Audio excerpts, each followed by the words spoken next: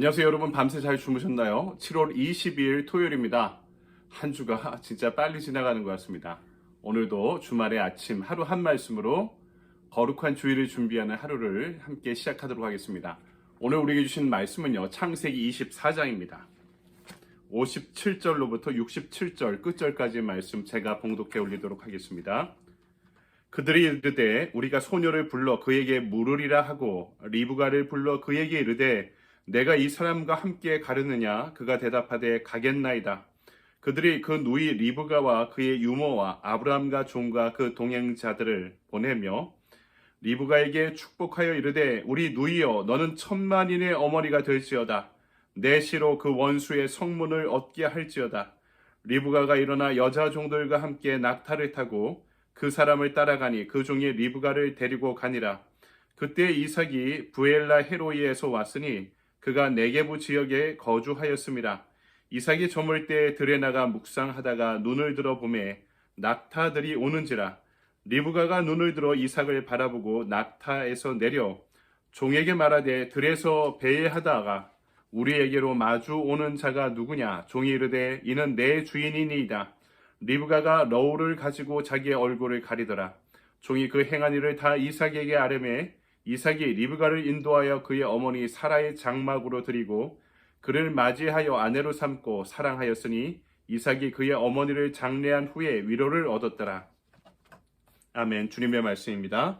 주님께 감사드립니다. 오늘 우리에게 주신 말씀 가지고 이 시간에는 여자, 남자를 만나다라는 제목으로 말씀을 증거하도록 하겠습니다. 언제나 남자와 여자의 만남에 대한 이야기는 흥미진진한 소재가 되는 것 같습니다. 교회에서도 청년들이 데이트 코칭 스쿨 이런 프로그램들에 관심이 많죠. 어떻게 연애를 잘할까? 결혼 준비를 어떻게 잘할까? 모두의 관심이 아닐 수 없습니다. 또 집에서 아이들이 크면서 엄마 아빠 어떻게 만났는지 어떻게 결혼했는지 때로는 관심을 보일 때가 많다는 것을 경험하게 되죠. 오늘 우리 이야기는 이 젊은 남녀의 만남의 이야기입니다. 그리고 어떻게 보면 부부간의 이야기이기도 한 것이죠. 바로 아브라함의 아들 이삭과 그의 아내 리브가의 너무나 아름답고 신앙적인 만남의 장면이 기록되어 있습니다. 오늘 이 말씀 통해 오늘 우리의 가정도 우리의 만남도 함께 살펴보기를 소망합니다.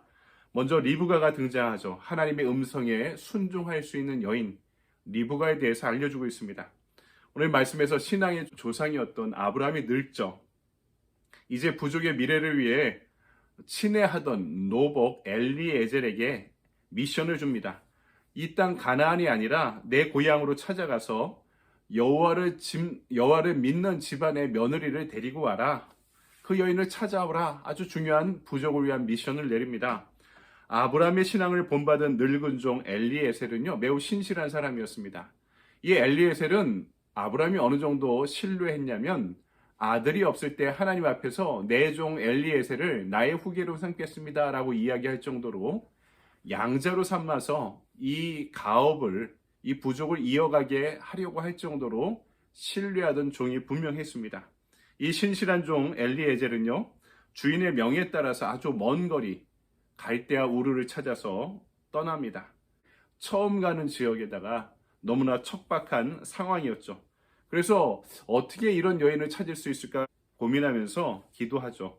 나와 낙타에게 친절을 베풀면서 물을 주는 여인이 바로 하나님이 보내주시는 우리 집안의 며느리, 우리 주인 이삭의 아내인 줄 알겠습니다. 이런 기도를 했는데 바로 그 자리에서 주인이었던 아브라함의 동생 나홀의 손녀 리브가를 만나게 되고요. 이 친절한 여인 리브가는요, 엘리에셀과 그의 낙타들에게 친절하게 우물을 떠서 물을 갖다 줍니다. 엘리에셀의 기도 제목이 성취된 것이죠. 엘리에셀이 이 여인 리브가의 가정을 찾아서 이 이야기를 전해주니까 이 자리에 있던 모두가 그 이 사건 이면에 있던 하나님의 섭리와 인도하심을 경험하고 고백하게 됩니다. 자, 이제 중요한 것은 당사자죠. 리브가의 선택이 중요했던 것입니다. 성경이 전하고 있는 리브가는요, 무엇보다 이 모든 과정에 숨겨져 있던 하나님의 섭리를 읽을 수 있는 영의 눈을 지닌 여인이었음을 보여주고 있습니다. 하나님께서 여러분 섭리대로 인도하셔도요, 당사자가 여기에 동의하고 순종하지 않으면 역사는 일어나지 않습니다. 그래서 하나님의 구속사는 언제나 하나님의 콜링, 부르심 앞에 민감하게 듣고 반응하는 사람들에 의해서 이어져 왔던 것입니다. 창세기가 아브라함의 하나님, 이삭의 하나님, 야곱의 하나님이라 이야기했던 그 이면에는 하나님의 뜻을 묻고 순종할 수 있었던 금성에 민감했던 아내들이 있었기 때문에 가능했음을 우리는 기억해야 하는 것입니다. 국제예수전도단 YM이죠. 예수전도단에 아주 유명한 영성가가 있습니다. 조이 도우슨이라는 할머니죠. 지금은 돌아가셨을 것 같아요. 이분이 쓴 책 중에 하나님의 음성을 듣는 삶, 아주 중요한 책입니다. 하나님의 음성을 듣는 삶이라는 제목의 책이 있는데 이 책을 읽다 보니까 다음과 같이 재미있는 대목이 나옵니다. 나는 결혼 문제를 매우 진지하게 생각했다. 짐 도우스는 얼마간 나와 좋은 친구로 지내왔다.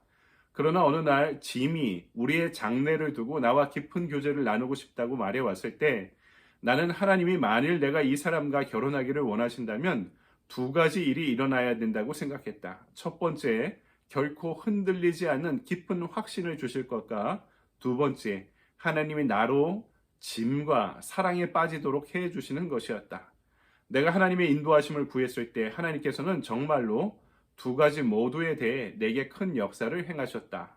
이 책을 쓰고 있는 지금 우리는 43년간의 결혼 생활을 해왔다. 100% 솔직히 말해서 우리는 서로를 전보다 더 깊이 사랑하고 있다. 놀라운 고백이 아닐 수 없습니다. 사랑하는 여러분, 오늘 우리가 우리 가정에서 중요한 것이 무엇입니까? 하나님이 두 사람에게, 이 부부에게, 우리 부부에게 원하시는 삶이 무엇인가를 묻는 것입니다. 중요한 것은 하나님이 주신 뜻과 마음으로 두 사람이 서로에게 말하고 행동하고 소통하는 것이죠. 이럴 수 있다면 서로를 아끼면서 수십 년의 결혼 생활을 하면서도 더 깊이 서로를 이해하고 사랑하게 될 줄 믿습니다. 오늘 말씀은 두 번째로 이삭을 우리에게 소개하고 있습니다. 광야에서 묵상하는 남자 이삭.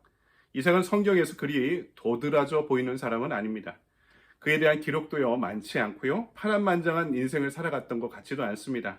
하지만 오늘 말씀은 성경이 왜 아브라함의 하나님, 이삭의 하나님, 야곱의 하나님이라고 그 이삭에 대해서 설명했는지를 알 수 있는 대목입니다. 63절, 이삭이 저물 때 들에 나가 묵상하다가 눈을 들어보매 낙타들이 오는지라, 이렇게 기록해 있습니다. 이삭은요 광야의 사람입니다. 그렇죠. 이삭은요 세상 앞, 친구들 앞, 사람들 앞에 서기보다 먼저 하나님 앞에 서서 그분을 묵상하고 그분의 말씀을 되새기고 그분과 교제하는 시간을 갖는 것을 중요하게 여기던 사람이었다. 성경이 증언하고 있는 거죠. 이런 면에서 구약의 이삭은요 신약의 예수님을 예표하는 인물이다 할 수 있습니다. 참 많이 닮은 존재이죠. 예수님께서도 무리들 가운데 계시면서도 언제나 산을 올라 하나님과 교제하는 시간을 가지셨죠. 그분의 음성 앞에 깨어있고자 노력하셨습니다. 분주함과 감정적인 격변을 느낄 수 있는 자리에서 한 걸음 물러나서 고독의 자리에서 하나님과 만나려고 노력했던 영성의 사람이었던 것입니다.